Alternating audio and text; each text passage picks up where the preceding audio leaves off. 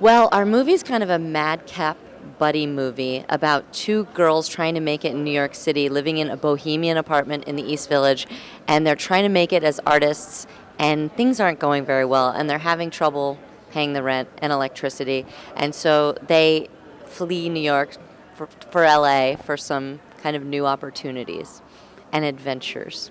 Jess and I actually lived in a bohemian apartment in New York City, and we were in the East Village, and it was just a very funny apartment. It was an illegal sublet that I illegally sublet to Jess while I was working on a movie and she was working on The Good Wife.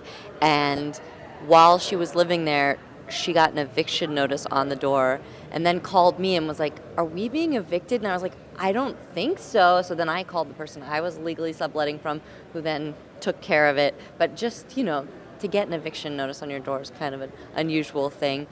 Also, the stove one day she thought was going to explode and called me panicked. I was in Connecticut and she was in the city.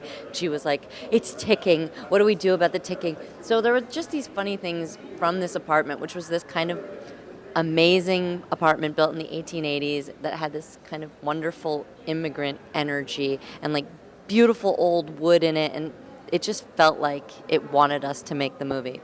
So I'm looking forward to seeing mansions and dolphins, of course, in Naples, because I hear that those are two things in abundance here. I'm really looking forward to meeting filmmakers and seeing some movies and going to these wonderful parties. I mean, we've been to a series of festivals with our movie, and this festival so far has just been so wonderful, and people have been so nice, and so we're just really happy to be here. We've been really well taken care of and well fed. And this RV over there is crazy. The Filmmaker Lounge is in an RV, if you don't know, and it's pretty phenomenal. It's like 24/7 food and drinks in a big RV with leather seats.